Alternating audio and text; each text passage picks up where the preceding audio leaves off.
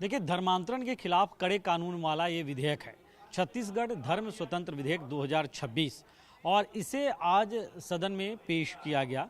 लेकिन आपत्ति जाहिर की नेता प्रतिपक्ष डॉक्टर चरणदास महंत ने।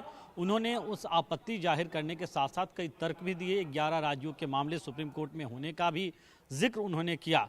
हालांकि विधायक जो हैं भारतीय जनता पार्टी के अजय चंद्राकर, उन्होंने कहा कि नियम सम्मत और विधि सम्मत है, विधेयक पेश होने में कोई दिक्कत नहीं है। इस सबके बीच आसंदी ने आपत्ति को खारिज किया और उसके बाद ही विपक्ष कहीं ना कहीं नाराज हुआ और विपक्ष ने आज दिन भर के विधानसभा की कार्यवाही से बहिष्कार कर दिया। हमारे साथ नीलकंठ टेकाम जी हैं, भारतीय जनता पार्टी के विधायक हैं और बस्तर संभाग से ही आते हैं, केसकाल के विधायक हैं। नीलकंठ जी, ये मुद्दा खासतौर पे बस्तर क्षेत्र में बहुत बड़ा एक मुद्दा है, धर्मांतरण का विषय है। आज विधेयक, कठोर कार्रवाई से संबंधित धर्म स्वातंत्र विधेयक लेकर आई सरकार, गृह मंत्री ने पेश किया, लेकिन विपक्ष का जो रवैया रहा, इसे लेकर आप क्या कहेंगे? मेरे ख्याल से आज का ये जो दिन है, छत्तीसगढ़ राज्य में कांग्रेस का जो पलायन है उसको काले अध्याय के रूप में याद किया जाएगा। हम सभी जानते हैं कि एक विकसित राज्य बनने की ओर हमारा छत्तीसगढ़ बढ़ रहा है और नक्सलवाद से बड़ा एक कैंसर के रूप में धर्मांतरण का यहाँ पर खेल चल रहा है।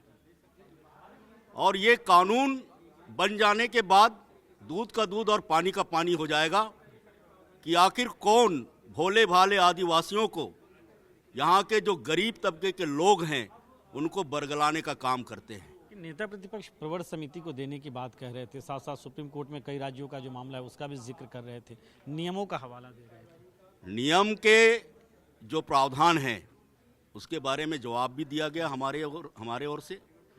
दूसरी बात जो है वो मनसा को लेकर के है कि आपकी नीयत क्या है।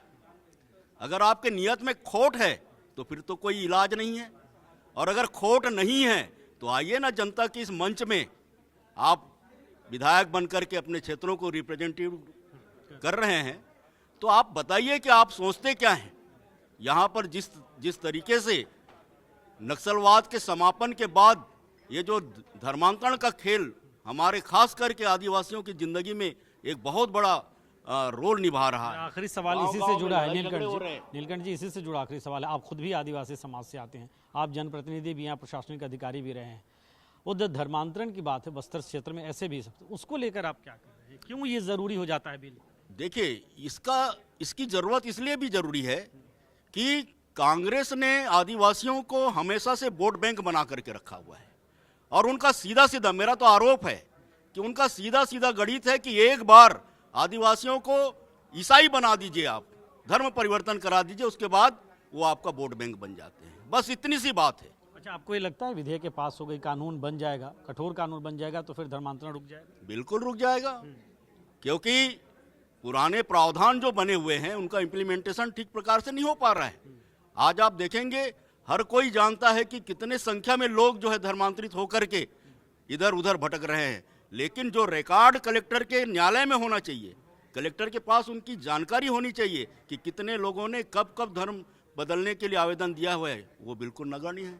बहुत शुक्रिया हमसे बात करने के लिए। तो दिव्यांश, जिस तरह से नीलकंठ टेकाम ये प्रशासनिक अधिकारी रहे हैं, कलेक्टर रहे हैं कुछ जिलों के, इसके अलावा आप जनप्रतिनिधि यहाँ आदिवासी समाज से आते हैं और उस क्षेत्र से आते हैं जहाँ धर्मांतरण एक बड़ा विषय रहा हो, और ये बता रहे हैं कि आखिर क्यों जरूरी ये कानून हो जाता है। हालांकि विपक्ष के अपने तर्क थे, नेता प्रतिपक्ष के अपने तर्क थे, उन तर्कों को आधार बनाते हुए और जब आसंदी ने आपत्ति को खारिज किया, आज दिन भर की सदन की कार्रवाई का बहिष्कार विपक्ष ने किया है।